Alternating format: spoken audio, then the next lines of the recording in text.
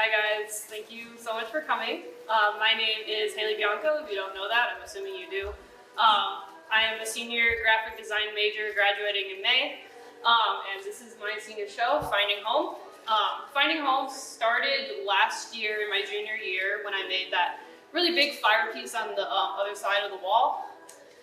That's when I first started getting kind of like interested in the concept of home and like what exactly does home mean.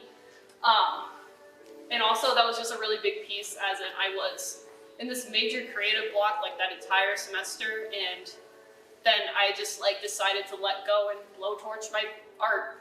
And that's kind of how it all started.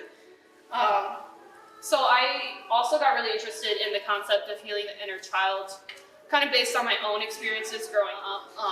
I lost my parents pretty young, and I had my grandparents step in to raise me.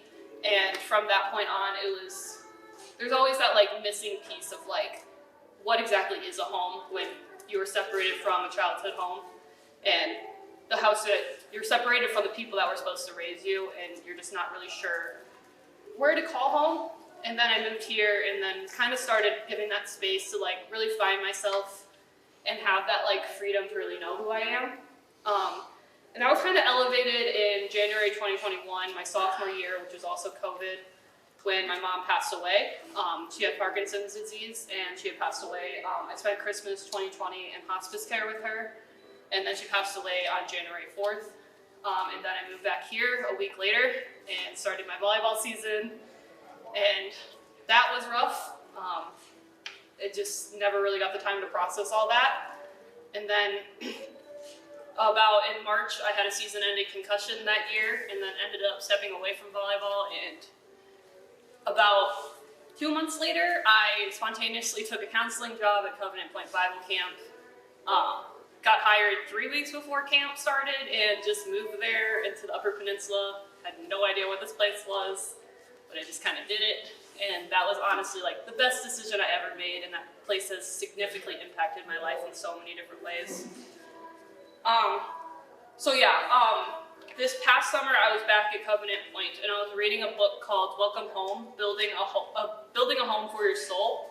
And that was kind of the book that inspired this whole finding home concept. That was the book that I got the quote that's on that letter to the viewer as you walk into the space.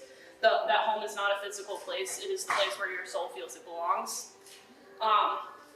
And that's been like the pivotal quote that has like influenced all of this art that has come out of this.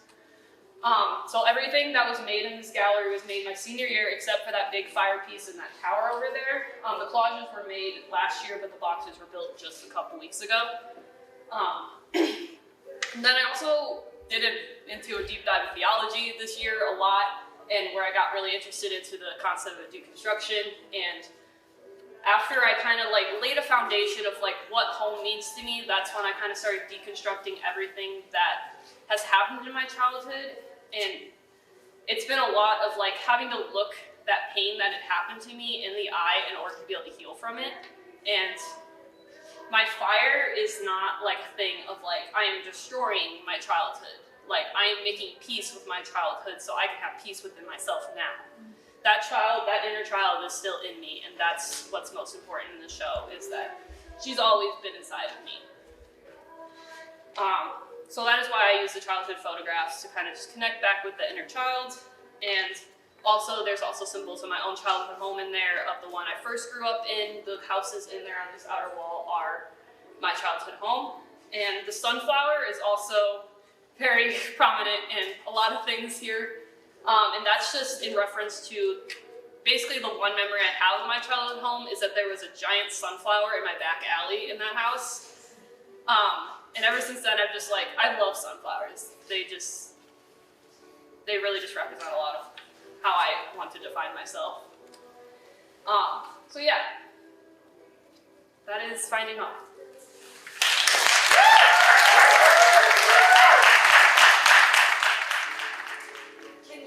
Talk a little bit about, you talked about how you're sort of deconstructing memories and ideas so that you can like analyze and see them more clearly, but you also have this process of like both encrusting and deconstructing in a lot of the work. And I wonder if you could talk about that a little bit for people, like the process of making a thing and how the burning ended up like creating possibilities for you. You know, like I think you've alluded to it, but I think it'd be helpful, especially for maybe people who don't make stuff as much, to like hear a little bit about how that process ends up making meaning too.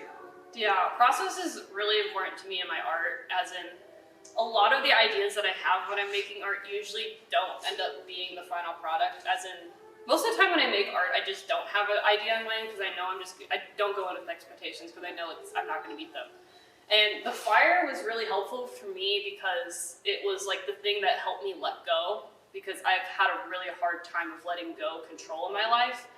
And the fire is just kind of symbolic to that, as in I don't know what this fire is going to do, and it's going to do what it wants to do, and that's what I love most about it, as in it's going to become something.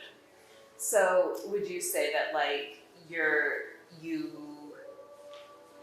the processes that appealed to you required a certain amount of releasing control? Yeah, in my art and in my life, as in I've just had to let go and just like let things be what they're going to be. And as much as I can plan and try to figure things out and like try to set up a step-by-step plan of how I'm going to heal from this, that's not how it works. Like, and I've really had to like get over that hump.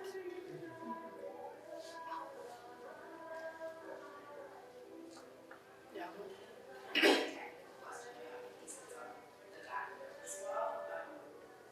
a black line that's running through everything, kind of describes the home.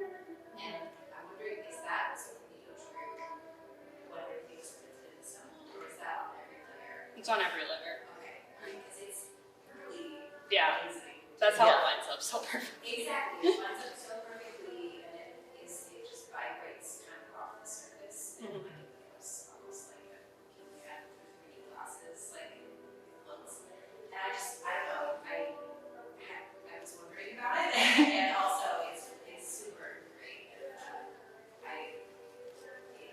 it does this.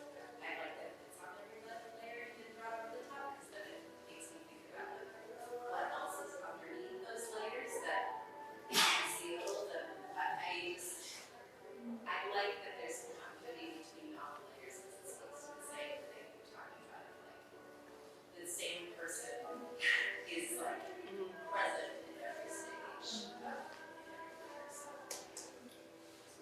So I was hoping that's what you Yeah, that was it. It's great, thank you.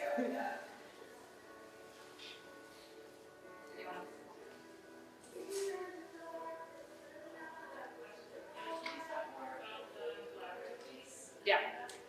So Garden of Love is that back piece over here. In last semester, I started just taking a little notepad around with a bunch of Posca pens and just having like meaningful people in my life just draw flowers for me, and I just gave them the prompt to draw a flower.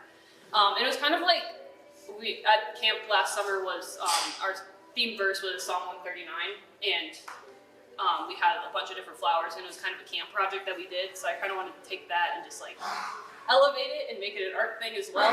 So every flower is unique in that way, and all those flowers represent a meaningful person in my life. And by no means does every meaningful person have a flower in that thing, and I see it like growing continuously. But it's just like really meaningful to me because the people and connections is what has led me to be who I am today.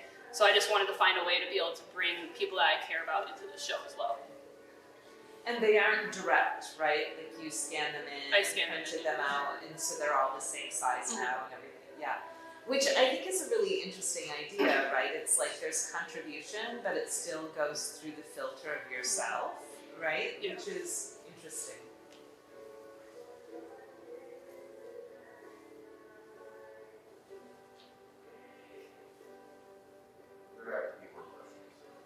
If anyone else has any more questions. What song is on the That's Psalm 139. It was written at Covenant Point by a North Park alumni as well. It's being sung by my friend Sophie. Yeah.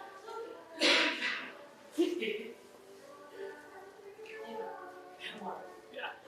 How long did each picture take or each project take? I have no idea. Like this one in particular, I started back in like October, but like this actual state of it probably took me like 2 weeks because I was just like going at it. So shorter time. I thought it would take you like longer.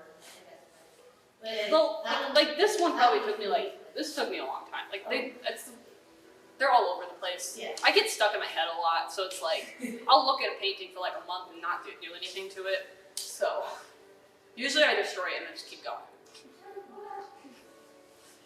I don't know. I don't know if we talked about this, but the crown. Yeah. Can you talk a little bit about the crown? The crown was kind of something it was kind of like a last minute decision to put it up there. It was just a crown from my childhood. It was just like a cute little childhood memory that I felt like go in there, and I just like really love the shadow that it was creating and on that. And I don't know, I was like a little princess as a kid. Like I just thought it was kind of a little symbolic, little princess, perfect little child. What's interesting to me because the stack of blocks automatically has this sense of